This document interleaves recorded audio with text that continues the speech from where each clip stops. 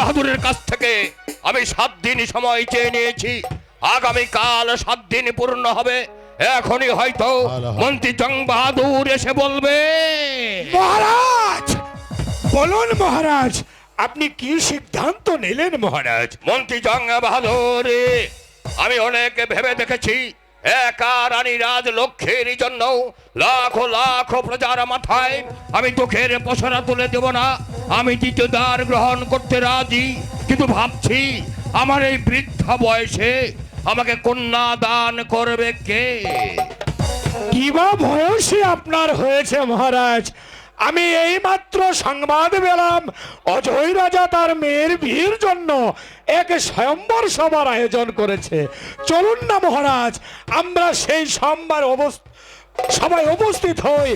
হয়তো ভগবানের ইচ্ছায় আপনার গলে বরমাল্য পড়তেও পারে মহারাজ। মন্ত্রী জং বাহাদুর, বলুন এই মহারাজ। কথা যদি মীর কাসেমের কানে যায়, তাহলে এই প্রাসাদ থেকে আমাকে এক পা নড়তে দেবে না, আর আপনার ঘাড়ে মাথা থাকবে না। মহারাজ আমি বলছিলাম কি মহারাজ, এ বিষয়ে আমাদের ছলনার আশ্রয় নিতে হবে। ছলনার আশ্রয় নিতে হবে। বলুন মন্ত্রী জং বাহাদুর, কি সেই ছলনা? আপনি সেনাপতি মীর কাসেমকে ডেকে বলবেন, সেনাপতি মীর কাসেম, রানী রাজলক্ষ্মী মারা যাবার পর থেকে আমার মনটা বেশি যে ভালো নাই, তাই তো আমি কয়েকদিনের জন্য হরিণ শিকার করতে চাই। বেশ উত্তম বুদ্ধি করেছেন মন্ত্রী জং বাহাদুর। এই কে আছে এসে? সেনাপতি মীর কাসেম। সেনাপতি মীর কাসেমের তলব। কেন, কি প্রয়োজন? আদেশ করেন, আদেশ করেন, আদেশ করেন মহারাজ। সেনাপতি মীর কাসেম, তোমার ভগিনী মারা যাবার পর মনটা বড় ভেঙে পড়েছে। তাই এই ভাঙা মনটাকে চাঙা করে তুলতে আমি শিকারে যেতে চাই। তুমি শিকারের আয়োজন করো। মহারাজ শিকারে যাবেন তো বেশ ভালো কথা। আপনি শিকারে যাবেন না, তবে কি শিকারে যাবে কাঠুরিয়ার সন্তান। আর একে মুহূর্ত বিলম্ব নয়, চলুন মহারাজ, এই মুহূর্তে আপনাকে শিকারের সাথে সজ্জিত করে এখনই আপনাকে নিয়ে মৃগ শিকারে যাত্রা করবো মহারাজ। না, তা হয় না মীর কাসেম, তা হয় না। আমি তোমাকে নিয়ে শিকারে যাব না, আমি শিকারে নিয়ে যাব মন্ত্রী জং বাহাদুর। মহারাজ তাহলে আপনার এই বিশাল রাজ্যটা কে পরিচালনা করবে মহারাজ? সেখানেই তো কথা মীর কাসেম, সেখানেই তো কথা। তোমাকে যদি আমি শিকারে নিয়ে যাই, তাহলে আমার এই ধর্ম প্রজা সাধারণকে কে সান্ত্বনা দেবে? তাই আমি যে কদিন শিকারে থাকবো, সে কদিন আমার হয়ে এই সিংহাসনে বসে তুমি প্রজা পালন করবে। আমি শিকার থেকে ফিরে এসে শুনবো আমার প্রজা সাধারণ ঠিক আমারই মতো তোমার জয়গানে মুখরিত হয়ে উঠেছে। মহারাজ আমি কি পারবো আপনার বর্তমানে ধর্মপুরের বিশাল রাজ্যটা আমার বুকে আগলে রাখতে পারবো মহারাজ?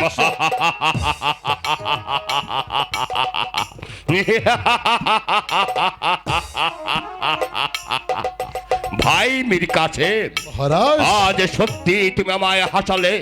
আজ দীর্ঘদিন আমি হাসি ভুলে গেছি। তোমার ভগিনী মারা যাওয়ার পর মনটার মধ্যে নিশিদিন জ্বলছে শুধু দুঃখের আগুন। আজ তোমার কথা শুনে আমার হাসি পেল। তুমি পারবে না তো কে পারবে? বিধর্মী মুসলমান তুমি, অথচ আমার মনে হয় আমার পায়ে যদি কাঁটা ফোটে, তোমার মাথায় বজ্রাঘাত হয়েছে, তুমি পারবে আমার প্রজা পালনে সাহায্য করতে। মহারাজ আপনার কথাই যথার্থ মহারাজ। আপনার আদেশ অবনতমস্তকে পালন করতে মুসলিম যুবক মীর কাসেম আলী খাঁ কোনোদিনই পথভ্রষ্ট হবে না। আপনি আমার জন্য আশীর্বাদ করবেন। আপনি শিকার থেকে ফিরে না আসা পর্যন্ত আপনার একটা প্রজা যেন দুঃখে কাল যাপন না করে। আপনি প্রজা থেকে আমি আপনাকে কথা দিচ্ছি, আপনার প্রজা যদি দুঃখে কাল যাপন করে, আপনার প্রজার চোখ থেকে যদি জল ঝরে, তাহলে মনে রাখবেন মুসলিম যুবক মীর কাসেমের কালিজা থেকে ফোটা ফোটা রক্ত ঝরবে মহারাজ। সাবাস সাবাস ভাই মীর কাসেম, এই আমি তোমার কাছে চেয়েছিলাম। তবে বলছিলাম কি মহারাজ, আপনি তো শিকারে যাবেন, তবে আপনার সাথে কে যাচ্ছে মহারাজ শিকারে? বললাম তো মন্ত্রী জং বাহাদুর। মন্ত্রী জং বাহাদুর? হ্যাঁ, ঠিক আছে মহারাজ, শিকারে যাবেন, যান, বেশ ভালো কথা। আপনার অনুমতি পেলে মন্ত্রী জং বাহাদুরকে দু একটি কথা বলে যেতে চাই। কেন তুমি আমার অনুমতি চাইছো মীর কাসেম? কেন তুমি আমার অনুমতি চাইছো? তুমি আমার ভাইয়ের মতো প্রিয়, তুমি আমার এই সামনে মন্ত্রী জং বাহাদুরকে কি বলতে চাও? তুমি নির্ভয়ে বলো। কান পেতে শুনে রাখুন মন্ত্রী জং বাহাদুর, মহারাজকে শিকারে নিয়ে যাবেন, জানিবে যে ভালো কথা। যদি মহারাজকে শিকার থেকে ভালোই ভালোই ফিরিয়ে নিয়ে আসুন, তবে ভালো। একটা কথা মনে রাখবেন, মহারাজকে শিকারে নিয়ে গিয়ে যদি দ্বিতীয় দ্বার গ্রহণ করার চেষ্টা করেন, তাহলে মনে রাখবেন খোদার কসম, ক্ষমা করে দিতে পারে আপনার পায়ের নিচের মাটি, ক্ষমা করে দিতে পারে উপরের আকাশ, ক্ষমা করে দিতে পারে আলাদা 33 কোটি দেবতা। মুসলিম যুবক, মীর কাসেমের হাত থেকে কেউ আপনাকে রক্ষা করতে পারবে না। অতএব হুঁশিয়ার, বহুত বহুত হুঁশিয়ার। বহুত মন্ত্রী জং বাহাদুর, চলুন মহারাজ। মন খারাপ করার কিছু নেই জং বাহাদুর, মন খারাপ করার কিছু নেই। শিকারের ছলে এবার জামরা বাবনা স্বয়ম্বর সবাই, তাই ওই মীর কাসেমের কথা চিন্তা না করে চলুন আমরা স্বয়ম্বর সভায় যাত্রা করি। তাই চলুন মহারাজ।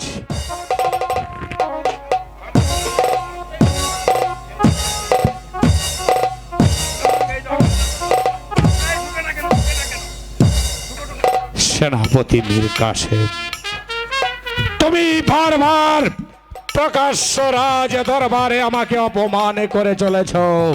সেনাপতি মীর কাসেম, আমি রাজা ধনপতিকে আগে দ্বিতীয় ধারটা গ্রহণ করাই, তারপর তোমাকে একটা থাবা দিয়ে একটা কামড় দেব, তোমার খেল খতম।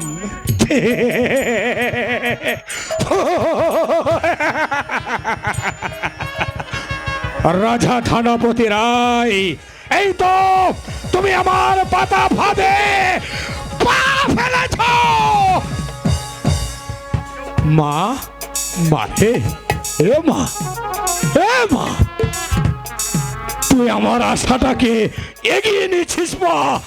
আমি তো তোকে জবান দিয়েছিলাম, আমার আশা যদি পূরণ হয় তোর নামে আমি জোড়া পাঠা বলে দেব।